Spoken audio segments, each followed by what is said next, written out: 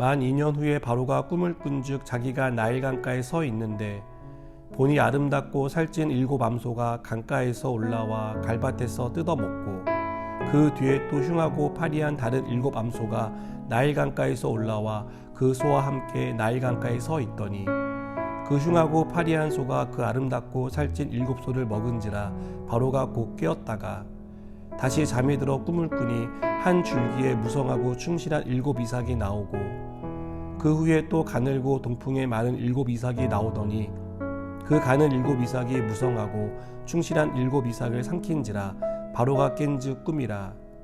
아침에 그의 마음이 번민하여 사람을 보내어 애굽의 점술가와 현인들을 모두 불러 그들에게 그의 꿈을 말하였으나 그것을 바로에게 해석하는 자가 없었더라. 술 맡은 관원장이 바로에게 말하여 이르되 내가 오늘 내 죄를 기억하나이다. 바로께서 종들에게 노하사 나와 떡 굽는 관원장을 친위대장의 집에 가두셨을 때에 나와 그가 하룻밤에 꿈을 꾼즉 각기 뜻이 있는 꿈이라. 그곳에 친위대장의 종된 히브리 청년이 우리와 함께 있기로 우리가 그에게 말하매 그가 우리의 꿈을 풀되 그 꿈대로 각 사람에게 해석하더니 그 해석한 대로 되어 나는 복직되고 그는 매달렸나이다. 이에 바로가 사람을 보내어 요셉을 부르매 그들이 급히 그를 옥에서 내놓은지라. 요셉이 곧 수염을 깎고 그의 옷을 갈아입고 바로에게 들어가니 바로가 요셉에게 이르되 내가 한 꿈을 꾸었으나 그것을 해석하는 자가 없더니 들은즉 너는 꿈을 들으면 능히 푼다 하더라. 요셉이 바로에게 대답하여 이르되 내가 아니라 하나님께서 바로에게 편안한 대답을 하시리이다. 아멘. 저는 오늘 말씀을 묵상하면서 다시 한번 하나님은 오묘한 분이라는 생각이 들었습니다. 우연의 연속처럼 보이는 일이 하나님의 간섭하심 속에 오묘하게 이루어지고 있기 때문입니다. 한번 상황을 볼까요? 바로가 비슷한 꿈을 2번 연이어 꾼 것은 결코 우연이 아닙니다. 바로가 꾼 꿈을 해석하지 못하는 애굽의 술사들과 현인들의 모습도 우연일 수 없습니다. 당시 제일 큰 나라인 애굽에서 술사와 현인의 위치에 올랐다는 것은 이들이 참으로 대단한 능력을 가진 사람이었다는 것을 말해 줍니다. 그러나 이렇게 대단한 능력을 가졌어도 바로가 꾼 꿈을 해석하지 못하는 그런 무기력하고 무능력한 모습을 보여줍니다.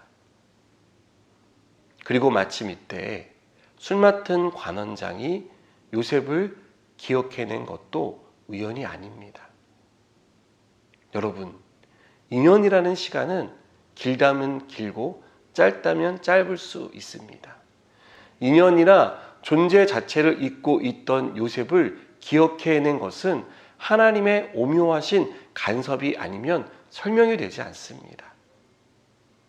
또한 술 맡은 관원장의 말을 듣고 감옥에 있던 요셉을 부른 바로의 명령도 우연일 수 없습니다.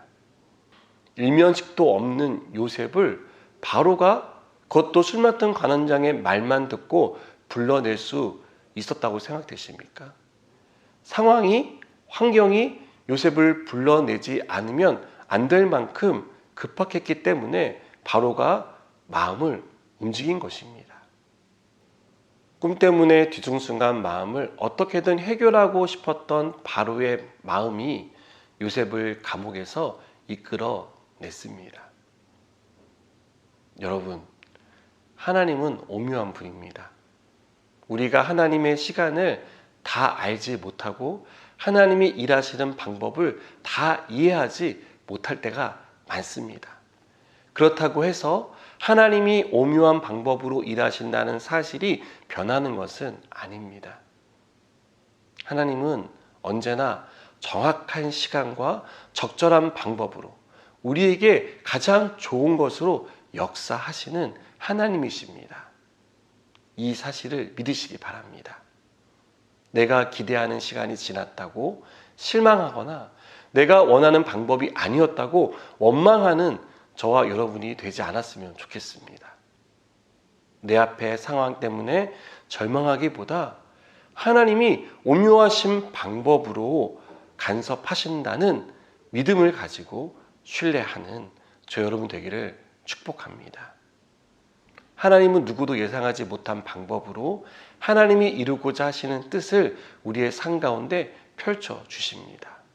죄수인 요셉이 바로 앞에 설 수 있을 것이라고 누가 생각했겠습니까? 요셉 본인도 생각하지 못했던 일입니다. 그러나 하나님이 그렇게 하셨습니다. 그리고 한 나라를, 더 나아가 한 민족을 살리기 위해 하나님은 요셉을 애굽의 총리로 세우셨습니다. 여러분, 아직 나는 감옥에 갇혀있는 죄수와 같다는 생각이 드십니까? 왜 나에게 이런 상황을 주셨냐고 원망하고 계십니까? 아무리 봐도 희망이 보이지 않아 절망하고 계십니까? 내가 보기에 뒤죽박죽인 인생이라고 생각되지만 오묘하게 행하시는 하나님이 간섭하고 있다는 사실을 믿으시기 바랍니다. 그럴 때 우리의 기다림은 절망으로 끝나지 않고 소망과 희망으로 끝나게 될 것입니다. 그것이 이루어지는 역사를 보게 될 것입니다. 끝까지 하나님을 신뢰하는 저 여러분 되기를 다시 한번 주님의 이름으로 축복합니다. 기도하시겠습니다. 오묘하신 하나님을 믿습니다. 하나님이 어떻게 행하실지를 기대하는 믿음으로 이 시간들을 인내하며 기다리게 하여 주시옵소서. 그리고 마침내 이루시는 하나님을 경험하는 삶을 살게 하여 주시옵소서. 예수님의 이름으로 기도드립니다. 아멘.